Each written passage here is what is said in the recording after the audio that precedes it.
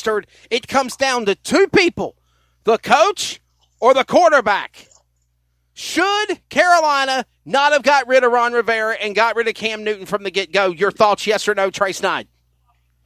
I think it was time to move on. I mean, after 9 years, Cam Newton came in with Ron Rivera. It's just time to move on. Is it only ironic that he's looking to go to Washington? It kind of reminds me of the movie Any Given Sunday when you had Willie Beeman go with Al Pacino and moving on to the new team that he did. Could we see the same thing happen with Cam Newton? I know it's still up in the air, but it's looking like that's going to happen. Unfortunately, I don't think that's going to happen. And the reason why, one, you just traded a 5th-round pick for a Kyle Allen from the Carolina Panthers. So it tells you where Ron Rivera's mindset is. It tells you that he's valuable more into Kyle Allen, a guy that we know that cannot be a starter in this NFL. Right. In this day of age. And, it kind of caught up to him. And, he's a good backup, but he's not a starter. So my question is this. Has the showboating and all of the shenanigans that Cam Newton has performed, a.k.a. Superman, do you think that is really going to hurt him down the trough to try to find a team to go to? I don't think it's going to hurt him. I think it's, it's got a team's got to be able to fit perfectly with Cam Newton. He's still – we don't know what his physical aspect of is right now. Is his shoulder okay? Yes, they came out today saying that the shoulder was okay, but we just don't know. And so we have to kind of look at it as a team that needs to fit around what Cam Newton is good at.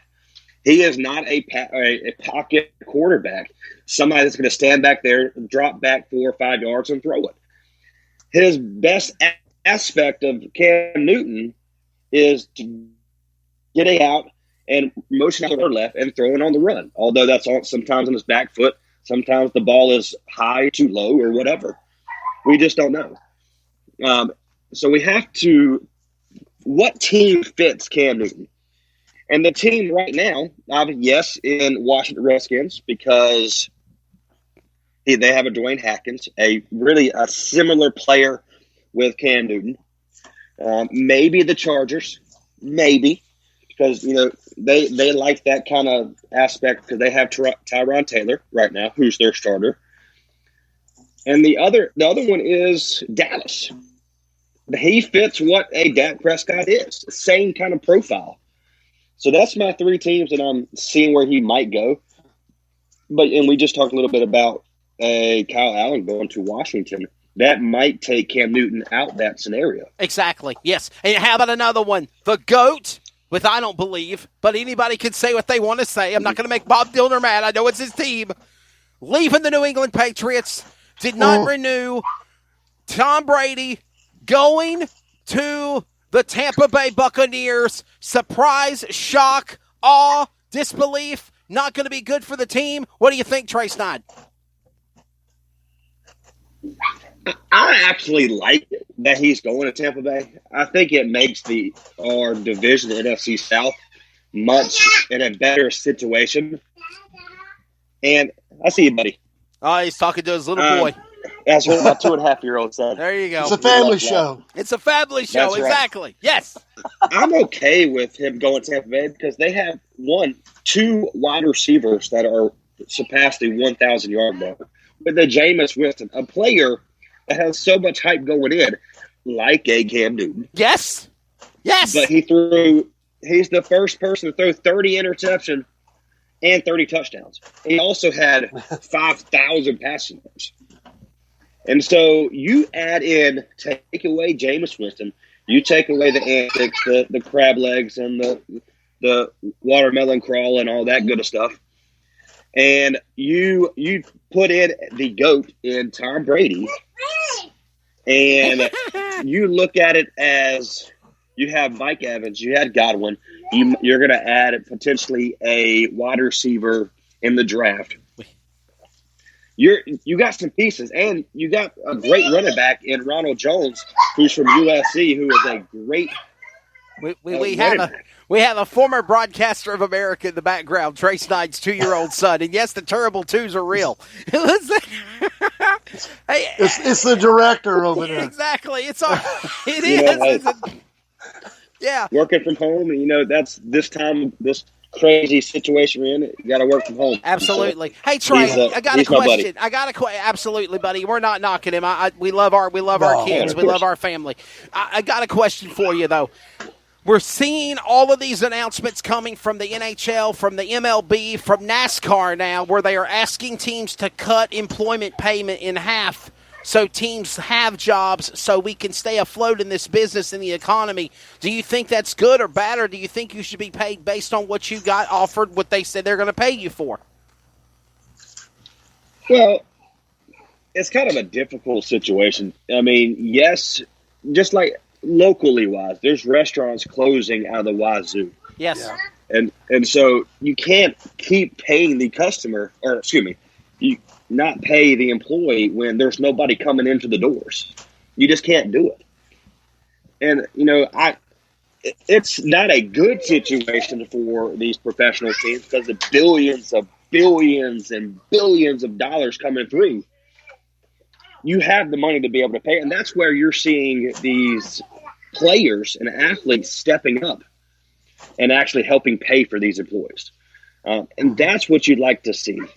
You'd like to see these players with making millions, that these employees are allowing you to do your job better.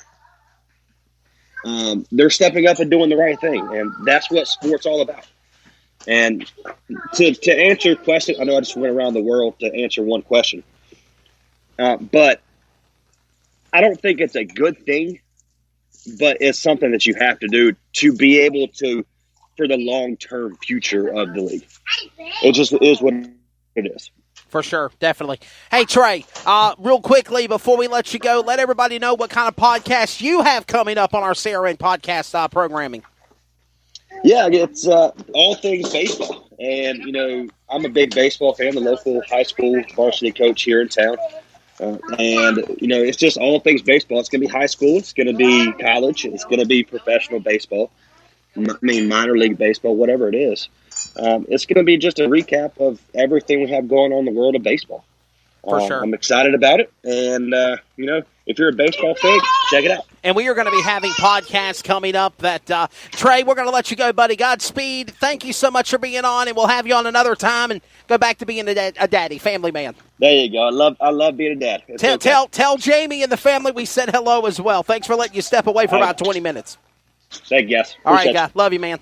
That's Trey Snodd. And Bruce Barrett, I will tell you this. In addition to the Sports Power Hour every Wednesday at 6 p.m. Eastern, in addition to Full Throttle every Thursday at 2 o'clock in the afternoon, tomorrow night, 7 o'clock, Red Clay Life, the baseball show with Baseball Life with Trey is going to be on Mondays. We have you working on different podcasts. We have Daniel Moore working on podcasts. We have Brandon White working on some other things for sports, a high school sports show. And in addition to that, our friend Andrew Laird is also working on a health and fitness podcast. That's right, we're going to talk about keeping you healthy and fit. Don't be eating all them junk foods. Bruce Barrett, put that bag of potato chips down. Which bag? We're going to... I want to say one thing real quick. Go ahead, buddy. He mentioned Trey mentioned the Memphis Maniacs of the XFL. Oh, here we go. Yeah. And I just wanted to let everybody out there in our area here in the Triangle. Yes. If you remember Mark Thomas from Triple S High School. Sure. Who went to NC State, who went to the Jacksonville Jaguars, also played for the Memphis Maniacs. And this was the first round of the XFL, am I correct? That's 2001. That's what I figured. Yes. And by the way, I'm gonna let you soapbox here for a few minutes. Okay. I know you miss the XFL football for sure. Yes, I do. I know you do. What would you grade the XFL from what what they did in 2001 with Vince McMahon and the man from NBC? To what has now been going on for 2020, but until this pandemic happened globally. I thought the product that they had this year was more family based. It was more about football. it kind of gives you the behind the scenes like the AAF did last year with replays, discussions, play calling. I love the play calling stuff. I mean, I really dug that. Right. I just, it gives you an idea of what the coaches are thinking and why they're doing things. And I just thought the product was first class. And going even back to the replays, I mean, you're getting an idea, when you watch the NFL and they reverse a call, and, how in the world can you do that? Yeah. Yeah. Well, now when you see the process and it gets you to understand why they made that decision, I'm telling you that it helps football, it helps the fans, and I just think it was a terrific product. I'm telling you, go Renegades. And from what I understand, they will be coming back next year. That's the last one I heard. Yeah, the plan is for the XFL to return and be bigger and better in 2021. Obviously, this is a shock to everybody. And Bruce, I know you were in the military. I know you have a job now. But this affected your wife Dolly. She's a full-time music teacher in school. This affected our CRN crew. This affected our brethren and sisters of Clayton with Bennett Jones and the Comets family. So many schools, colleges, sports as we know it stopped on March 12th, 2020. And, this has got to be, and I know I've talked with so many people, and opinions vary. Some people say, it's blown out more than what it needs to be. There's something more on the lining of what's going on. But the fact of the matter is, Bruce, and me and Trey have talked about it, and several others, there's people getting sick. There's people dying. There's things happening that are not just going on in our country, it's going on in our world. That's why they declared it a global pandemic. Yeah. This is something that is affecting over 130 countries in the world. It is, China's finally starting to come on the other side of the ladder of where the bads have happened. And we're in this spike now where if you listen to the media and you're listening to Dr. Fauci and everybody saying we're on this spike now, we got to get through this spike and make things go better from there. So, yeah. Go ahead. And I appreciate what you said about Dolly. Oh, sure. My wife.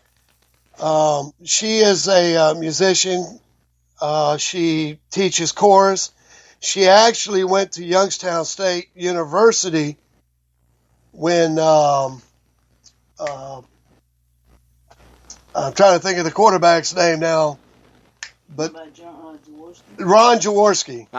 She went to school with Ron Jaworski. She's your producer in the background. Yes, she is. She's right here. And she's got my little cue cards and everything, and she's throwing them out just as fast as she can go. There you go. It's about 5 feet tall right now, about to hit the ceiling fan. But she, they work so hard. The kids that are in our fine arts programs, be it band, chorus, drama, all that art. They have a Spanish dance team and a regular dance team. Hey, Bruce, and here's another quick statistic since you like stats. Okay. The Raleigh Firebirds love Dolly Barrett more than you because when she was there, they won every game. She was a good luck charm. That's right. And I want to tell you something. She got excited. Yes. I mean, excited, dude, when those guys hit that court. And she was there.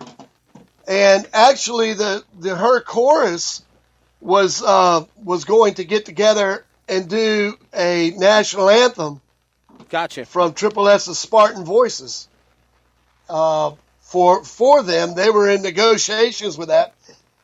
And also the Smithfield-Selma drum line for a halftime show. But things happened like they did.